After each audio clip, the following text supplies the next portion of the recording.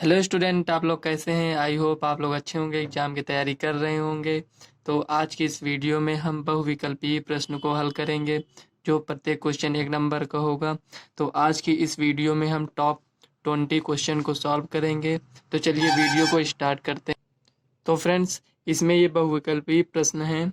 तो देखिए, पहला क्वेश्चन इसमें दिया है, एक परिमेय संख्या और एक अपरिमेय संख्या का योग होता है।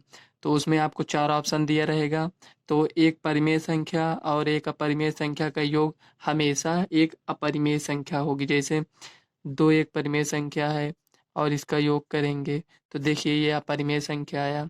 तो इसी प्रकार से उसमें 4 ऑप्शन दिया रहेगा। एक दिया है परिमेय संख्या, अपरिमेय संख्या, और एक ए और बी दोनों इस टाइप के ऐसे दिए हैं। तो उसमें आपका अपरिमेय संख्या हो जाएगा। तो चलिए नेक्स्ट क्वेश्चन देख लेते हैं क्या दिया है इसमें। इसमें दिया है आंकड़ों 2 6 4 2 0 2 1 3 2 3 का बहुलक क्या होगा। तो हमें इसमें बहुलक बताना है। तो देखिए, बहु बहुलक ज्ञात करने के लिए हम क्या करते हैं, जो संख्या इसमें सबसे ज्यादा बार होगा वही हमारा बहुलक होता है। तो आप इसमें देखिए सबसे ज्यादा बार कौन सी संख्या है। दो एक बार है, ये दो, और ये तीन, ये 4 बार दो है। और तीन कितने बार है? एक दो, दो ही बार है। तो यहाँ सबसे ज्यादा बार आपको क्या दिख रहा है? इसमें दो सबसे ज्यादा बार दिख रहा है। तो यही जो दो है, यही आपका आंसर हो जाएगा, यही बहुलक है। तो नेक्स्ट क्वेश्चन देख लेते हैं। फ्रेंड्स, ये प्रत्येक क्वेश्चन एक एक नंबर वाले हैं। तो देखिए इसमें दिया है, रेखाओं a1x plus b1y plus c1 equal to 0 तथा a2x plus b2y plus c2 equal to 0 का एक अद्वितीय हल होगा। तो एक अद्वितीय हल कब होता है? जब रेखाएं जब अद्वितीय हल तब होगा जब रेखाएं ये इस समीकरण की और इस समीकरण की रेखाएं एक दूसरे को प्रतिच्छेद करें, ऐसे जैसे किसी न किसी बिंदु पर प्रतिच्छेद करें। तो इसका जो अनुपात से हम तुलना करते हैं तो हमारे पास क्या आता है? a1/a2 b1/b2 not equal. ये a1/a2 का अनुपात और b1/b2 का अनुपात बराबर नहीं होना चाहिए, तब यह एक अद्वितीय हल होता है। तो फ्रेंड्स, इसी तरह ऑप्शन में आपको दिया रहेगा, तो यही ऑप्शन आपका सही हो जाएगा। तो नेक्स्ट क्वेश्चन देख लेते हैं। अगर ये सब आपको डिटेल में चाहिए तो इस पर हमने वीडियो बनाया है, आप उसमें जाकर देख लीजिएगा। तो इसमें लिखा है, सभी त्रिभुज समरूप होते हैं। कौन से त्रिभुज समरूप होते हैं? तो इस उसमें आपको ऑप्शन दिया रहेगा। फर्स्ट ऑप्शन है समद्विबाहु त्रिभुज, सेकंड समकोण, और थर्ड है सर्वांगसम, और फोर्थ है समबाहु। तो सभी त्रिभुज समरूप होते हैं। कौन से त्रिभुज समरूप होंगे? तो सभी सर्वांगसम त्रिभुज समरूप होते हैं। तो आपका ऑप्शन रहेगा सर्वांगसम त्रिभुज।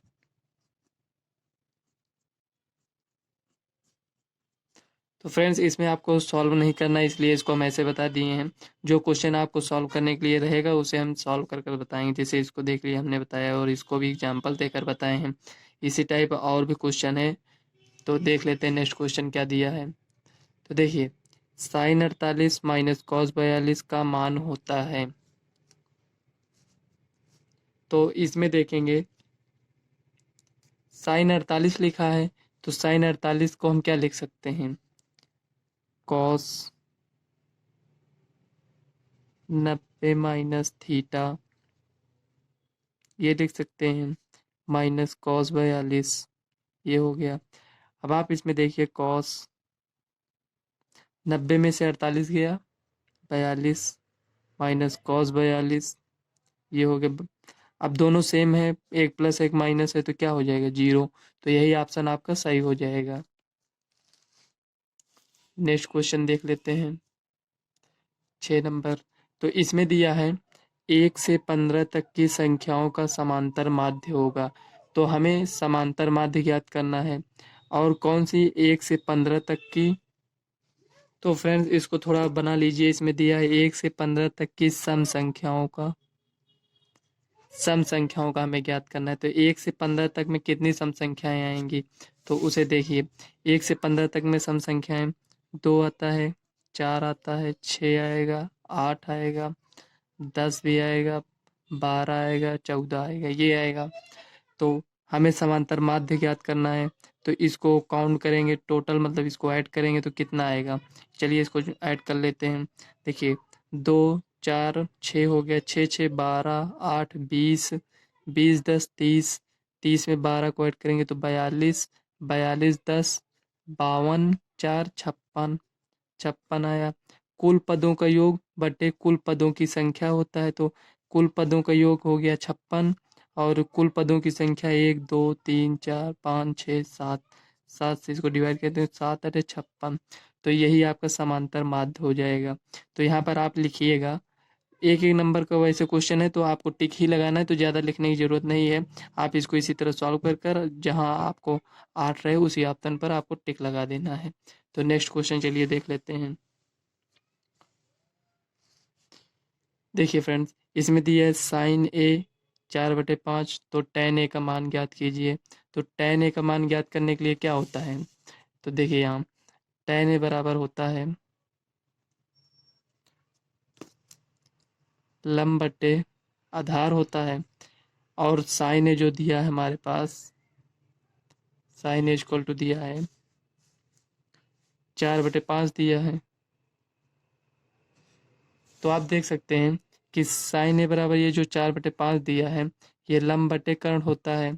तो लंब तो हमें 4 दिया है और कर्ण 5 दिया है, तो यहाँ क्या होता है tan ए बराबर लंब 4 ये दिया है, कर्ण 5 दिया है, लेकिन यहाँ तो हमें आधार चाहिए, तो यहाँ हम आधार ज्ञात करेंगे। तो एक आपको समकोण त्रिभुज ऐसे बनाना है। तो साइन ए बराबर लंब बटे कर्ण, तो थीटा ये है मान लीजिए, तो 4 है, क्या है ये लंब है, तो इसके सामने की भुजा क्या हो जाएगी लंब, और कर्ण ये हो गया। तो हमें इस भुजा को ज्ञात करना है, तो पाइथागोरस प्रमेय लगाएंगे। तो 5 का स्क्वायर माइनस 4 का स्क्वायर इक्वल टू 5 25 माइनस 4 चौक 16 इक्वल टू 9 आएगा। तो √9 इक्वल टू 3 आएगा। इसको तो फ्रेंड्स आप समझ गए होंगे, पाइथागोरस कर्ण का स्क्वायर मतलब इसे ज्ञात करने के लिए चाहे तो आप इसको नाम भी दे सकते हैं बी सी इस तरह। तो हमें क्या ज्ञात करना है, बी सी ज्ञात करना था, तो यहाँ बी सी बराबर हो जाएगा ये, समझ। तो 3 आया, क्या आया हमारे पास आधार, तो लंब कितना है, लंब हमारे पास 4 है, आधार कितना आया 3, तो 4/3। तो जो 4/3 ऑप्शन रहेगा उसी पर आपको टिक लगाना है। तो फ्रेंड्स जिसमें आपको टिक लगाना है उसे आप चाहे डिटेल में सॉल्व करिए या आप वैसे टिक लगा दीजिए, तो मिलेगा। तो वैसे भी आपको एक नंबर, तो उसमें ज़्यादा टाइम वेस्ट करने से क्या मतलब है। तो इसी को शॉर्ट फॉर्म में, जैसे इसमें 4 और 5 दिया था, तो हमें पता है कि जो समकोण त्रिभुज बनता है उसमें 4 और 5 और 3 रहता है। जैसे ये कर्ण 5 है तो यहाँ ये 3 ये 4 होगा, तो डायरेक्ट भी लिख सकते थे, लेकिन आपको बताने के लिए हमने इसको सॉल्व किया है। तो चलिए नेक्स्ट क्वेश्चन देख लेते हैं। ये वाला हो गया 7वां क्वेश्चन। 8वां क्वेश्चन देख लेते हैं। अब देखिए इसमें कह रहा है 2x² minus 8x plus C equal to 0 के मूल बराबर हैं, तो सी का मान ज्ञात कीजिए। मूल बराबर होने का मतलब ये होता है कि जो यक्स का मान आया है इसमें दोनों बराबर हैं। बराबर होने का मतलब जैसे यक्स का मान 1/2 आया है मान लीजिए, तो आप इसमें जान सकते हैं कि ये द्विघात समीकरण है, तो इसके 2 मूल होते हैं। तो जरूरी नहीं कि एक मूल ये 1/2 आया है तो ये भी 1/2 आया हो सकता है 3 ये नहीं आया हो 1/2 और 3 आ सकता है। लेकिन क्वेश्चन में हमें ये कहा है कि मूल बराबर हैं, तो मूल बराबर होने का मतलब ही यही होता है कि एक 1/2 है तो ये भी 1/2 होगा, तो मूल बराबर होता है। तो इसमें ये वाला फार्मूला लगाते हैं, b² minus 4ac equal to, ये किसके बराबर होता है 0। जब मूल बराबर कहे तो इसी फार्मूला लगाकर आप इसको 0 के बराबर दिखाइए। अब इसमें आप देखिए ये जो लिखा है ये, इसको हम तुलना करेंगे तो ये ए की जगह पर क्या है 2 है, बी की जगह पर -8 है, और सी की जगह पर सी ही है, तो सी लिखा रहने देते हैं। तो यहाँ मान को रख देंगे, ये देखिए फ्रेंड ये 0 के बराबर है, तो बी कितना है -8, तो -8 का होल स्क्वायर -4 गुणे ए कितना है 2 है, सी कितना है सी नहीं दिया है इक्वल टू 0। अब देखिए माइनस के स्क्वायर करेंगे तो प्लस हो जाएगा, 8×9 = 64, 4 दूनी 8 -8 c इक्वल टू 0। अब इसको इधर लेकर आएंगे तो -8c इक्वल टू 64। प्लस में था इधर आएगा माइनस में, माइनस से माइनस कैंसिल, 8 8 64। तो सी का मान हमारे पास 8 आ गया। तो फ्रेंड्स यही ऑप्शन आपका सही हो जाएगा। तो 4 ऑप्शन में आपका ये ऑप्शन जो रहेगा वो सही हो जाएगा। तो चलिए नेक्स्ट क्वेश्चन देख लेते हैं। तो फ्रेंड्स 9वां क्वेश्चन दिया है हमारे पास, बिंदुओं -2, 6 और -2, 10 को मिलाने वाले रेखाखंड के मध्य बिंदु के निर्देशांक होंगे। तो कहने का मतलब ये है फ्रेंड्स, इतना ये बड़ा क्वेश्चन है और इसको 1 नंबर में दिया है, तो आप सोच सकते हैं किस टाइप का क्वेश्चन भी दे दिया जाता है। तो देखिए -2, 6 और -2, 10 को मिलाने वाले रेखाखंड के मध्य बिंदु के निर्देशांक होंगे। तो फ्रेंड्स ये ज़्यादा बड़ी सवाल नहीं, ये सिर्फ आपको ये पढ़ने में ही बड़ी सवाल लग रही है। तो देखिए इसको कैसे सॉल्व करेंगे। तो फ्रेंड्स इसको सॉल्व करने के लिए, इसमें कह रहा है ये जो निर्देशांक दिया है और ये जो निर्देशांक दिया है, तो एक बिंदु ये मान लेते हैं, एक बिंदु ये मान लेते हैं, इसको दोनों को मिला देते हैं। और ये जो दिया है -2, 6 ये दिया है, और ये जो दिया है -2, 10 ये दिया है। कह रहा है इसको मिलाने वाले रेखाखंड के मध्य बिंदु के निर्देशांक, मतलब यहाँ इसके बीच की दूरी और इसके बीच की दूरी बराबर है, तो इसका निर्देशांक हमें ज्ञात करना है। तो इसका निर्देशांक ज्ञात करने के लिए देखिए ये x1 है, ये y1 है, ये x2 मानते हैं, इसको y2 मानते हैं। तो मध्य बिंदु का निर्देशांक ज्ञात करने के लिए आपके पास फार्मूला है x1 + x2 अपान 2 कामा y1 + y2 अपान 2। ये मध्य बिंदु का निर्देशांक ज्ञात करने का फार्मूला है। तो x1 हमारे पास -2 है, प्लस ये x2 कितना है -2/2, ये हो गया।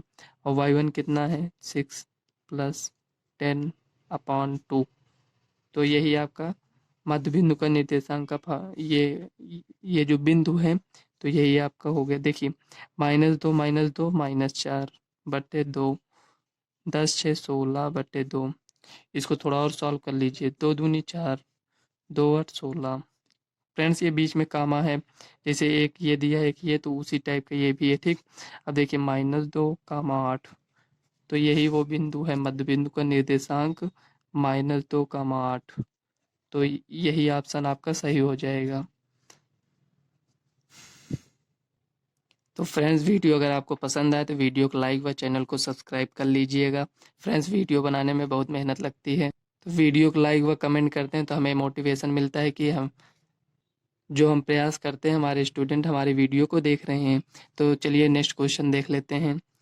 देखिए ये क्वेश्चन हो गया और ये भी क्वेश्चन हो गया। अब 10 नंबर का क्वेश्चन देख लेते हैं क्या दिया है। इसमें दिया है समांतर माध्य -5 -1 और 3, 7। तो फ्रेंड्स ये डॉट डॉट था, का सार्वंतर होगा। तो इसमें सार्वंतर हमें ज्ञात करना है, मतलब कि डी ज्ञात करना है। तो डी ज्ञात करने के लिए क्या करते हैं, चाहे इसमें से इसको घटा दें या इसमें से इसको, मतलब एक आगे से लेकर एक, देखिए 1 नंबर पर ये, 2 नंबर पर ये, 3 ये 4 ये नंबर पर है। तो ये A1 होता है, ये A2 A3 A4 इसी तरह AN तक पद जाता है।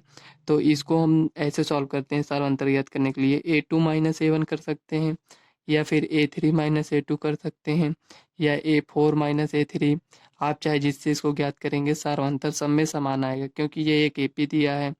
तो अगर आपको ये A1 है, ये A2 A3 है, तो A3 - A1 करेंगे तो सवाल गलत हो जाएगी, क्योंकि उसके जैसे इस पद को ले रहे हैं तो उसके एक पहले वाले पद से ही माइनस किया जाता है, इसको ले रहे हैं तो उसके एक पहले वाले से। तो चलिए इससे हम इसको ज्ञात कर लेते हैं। तो 7 - 3 = 4। तो फ्रेंड 4 यही आपका फाइनल आंसर हो जाएगा। तो चलिए नेक्स्ट क्वेश्चन देख लेते हैं।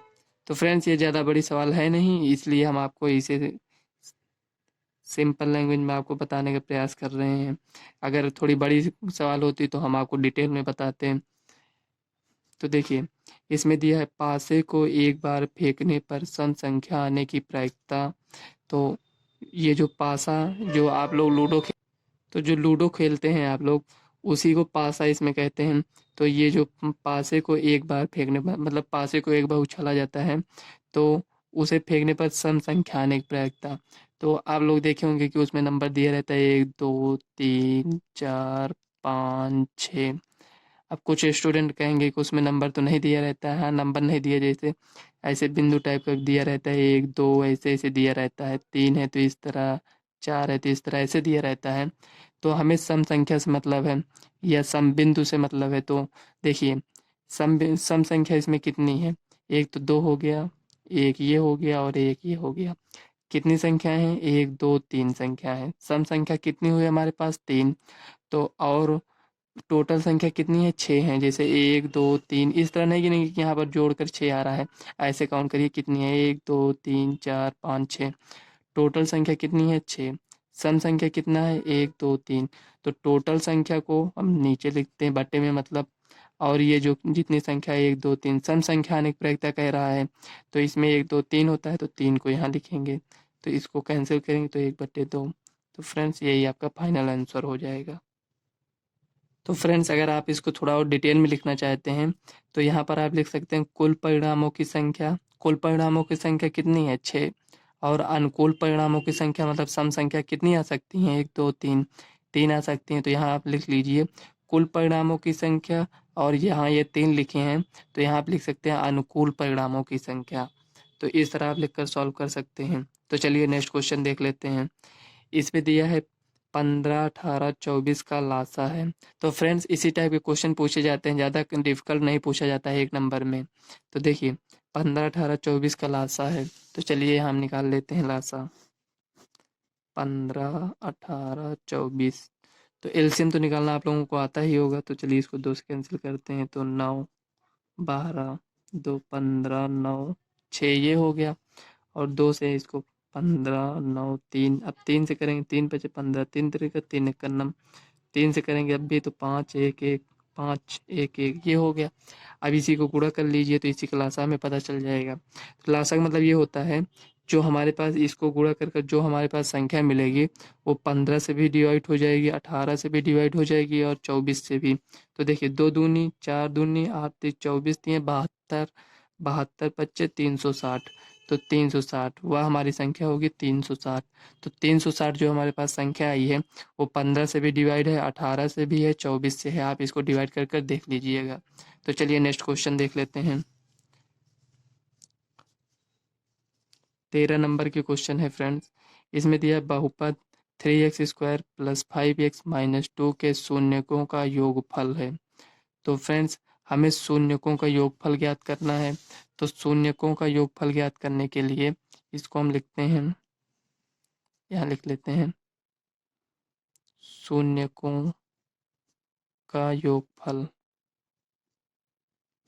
होता है जो -b/a ये होता है।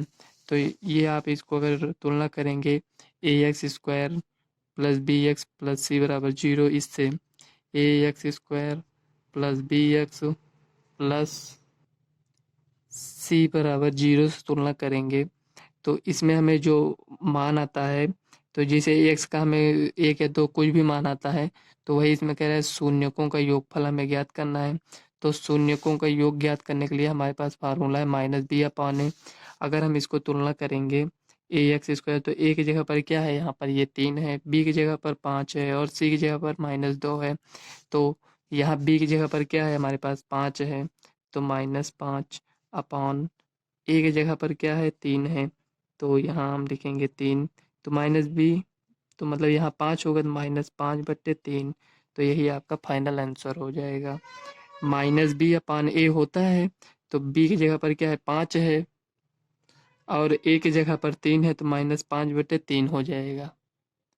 अगर शून्यकों का गुणनफल अगर कहा होता तो यहाँ हम जो -b/a लिखे हैं तो शून्यकों का गुणनफल तो यहाँ हम लिखते c/a, -b/a योगफल में और गुणनफल में c/a होता है। तो चलिए नेक्स्ट क्वेश्चन देख लेते हैं।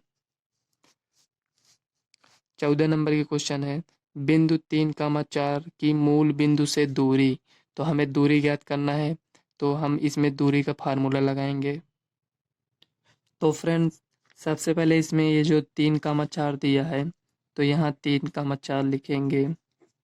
मूल बिंदु से दूरी कह रहा है तो देखिए जैसे ये इस तरह का आयतीय तल बना होता है तो इसमें मूल बिंदु क्या है, ये जो यहाँ पर रहता है ये मूल बिंदु होता है।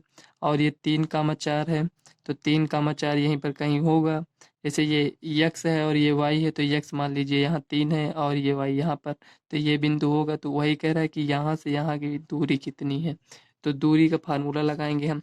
तो मूल बिंदु का निर्देशांक जो होता है वो 0,0 होता है। तो इन दोनों बिंदुओं के बीच की दूरी ज्ञात करने के लिए ये x1 है, ये y1 है, ये x2 है, ये y2 है। तो इसमें दूरी सूत्र वाला फार्मूला लगाएंगे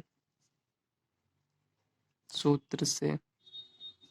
तो देखिए x2 माइनस x1 का whole square plus y2 minus y1 का होल स्क्वायर, सॉरी यहाँ माइनस है, ये हो गया।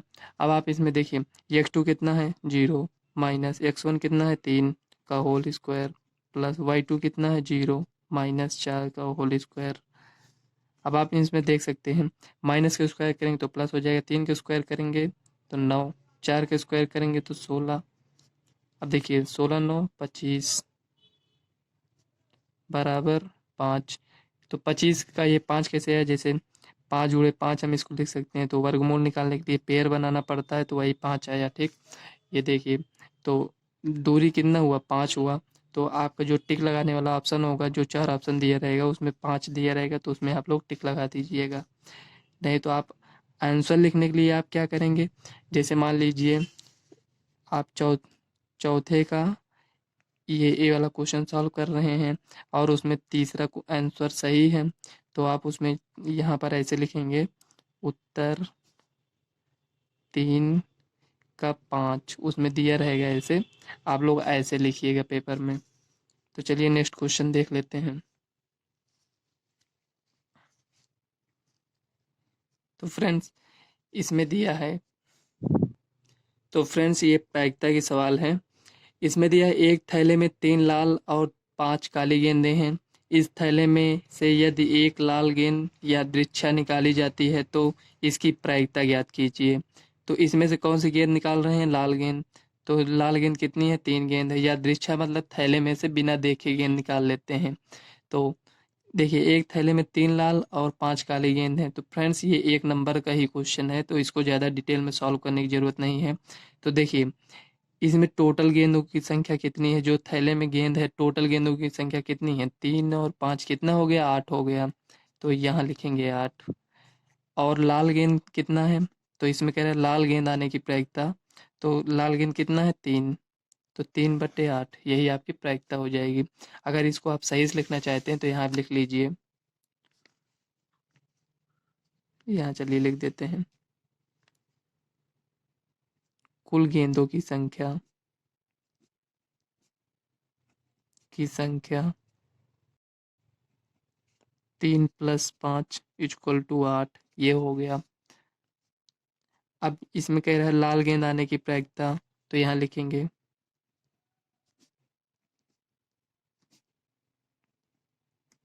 आने की प्रायिकता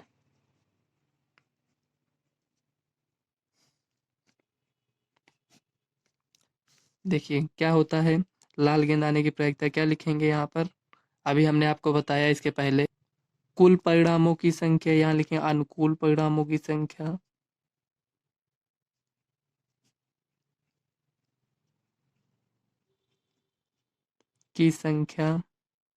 समझ लीजिएगा आप लोग, बटे कुल परिणामों की संख्या।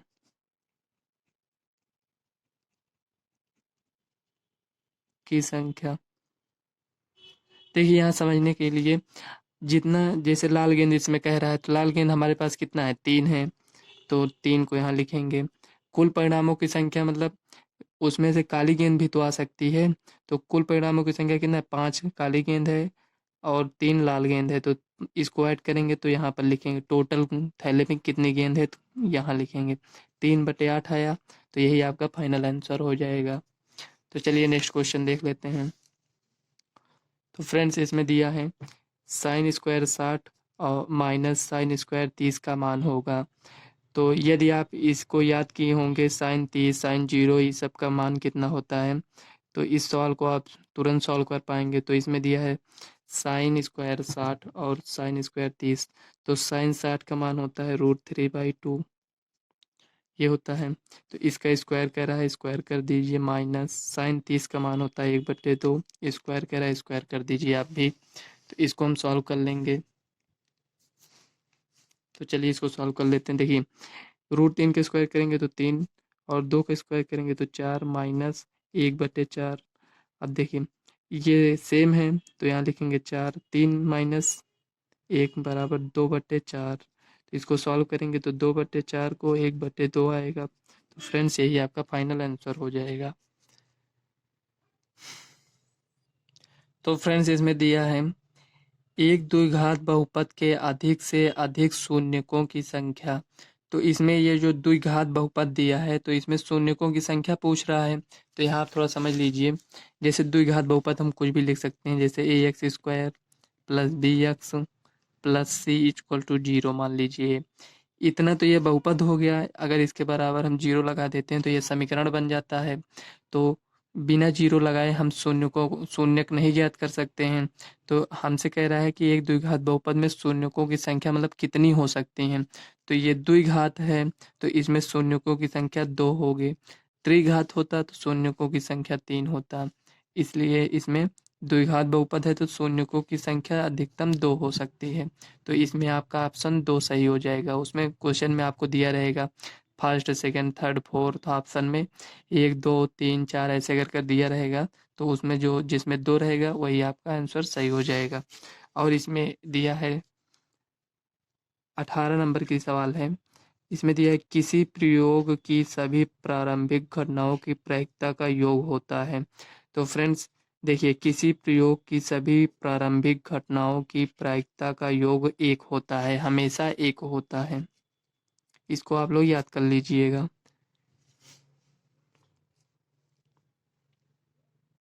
जैसे आपसे पूछ लिया जाए,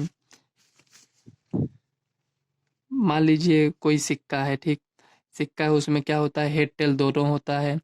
तो उसमें अगर आपसे ये कह दिया जाए कि हेड मतलब चित और पट, जैसे हेड मतलब चित और टेल मतलब पट होता है। तो हेड आने की मतलब चित आने की प्रायिकता क्या है, तो चित आने की प्रायिकता क्या होगी, उसमें हेड भी आ सकता है, टेल भी आ सकता है। कितने हैं, 2। परिणाम कितना अनुकूल, मतलब कुल परिणामों की संख्या कितना हुआ, 2।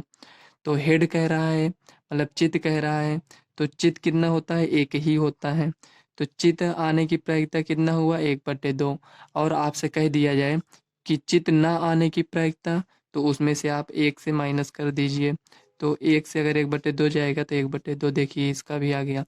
तो ये देखिए मतलब चित आने की प्रायिकता कितना हुआ, 1/2, और ना आने की प्रायिकता कितना हुआ, 1/2।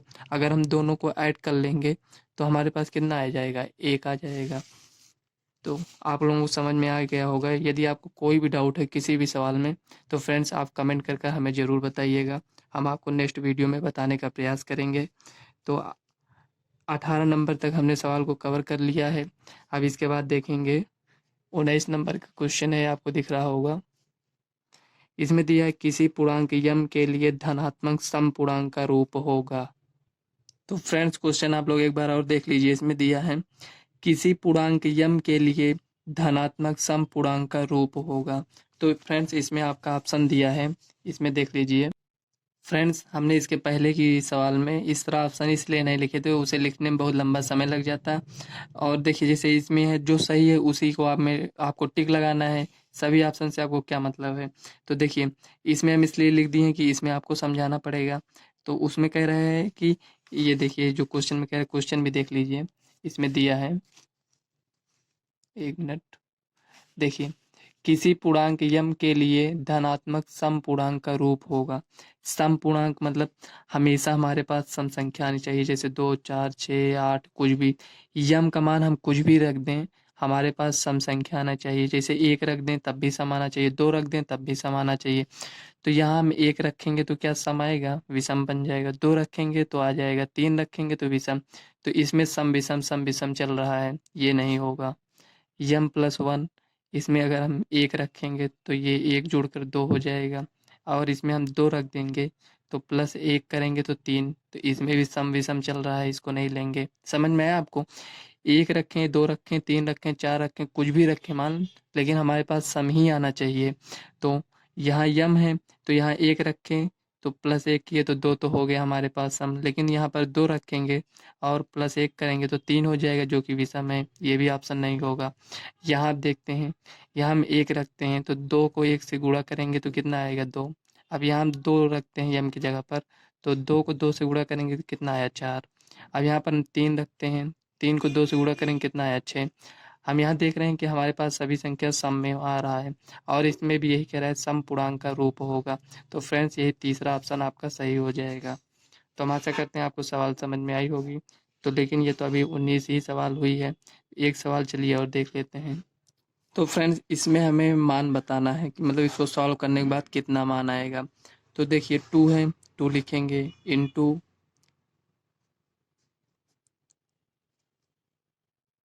tan 30 का मान कितना होता है 1/√3 होता है अपॉन 1 माइनस tan 30 का मान 1/√3 होल स्क्वायर है, होल स्क्वायर लिखेंगे इक्वल टू 2/√3 ये हो गया अपॉन 1 माइनस 1/3 ये हो गया। अब इसको और सॉल्व करेंगे तो 2/√3 देखिए 3 इसमें एलसीएम हो जाएगा तो 3 में से 1 गया 2, 2/3 आ गया। अभी इसको कैसे सॉल्व करते हैं यहाँ समझ लीजिए। जैसे 4 पद है 1 2 3 4 इस तरह है तो इसको हम ऐसे सॉल्व कर लेते हैं 2/√3। इसको हम डायरेक्ट भी सॉल्व कर सकते हैं लेकिन हम आपको बता रहे हैं। देखिए 2/√3 हो गया तो ये जो 2/3 लिखा है तो सही तो इसको हम ऐसे लिखते हैं 2/√3 इस रूप में है इस तरह।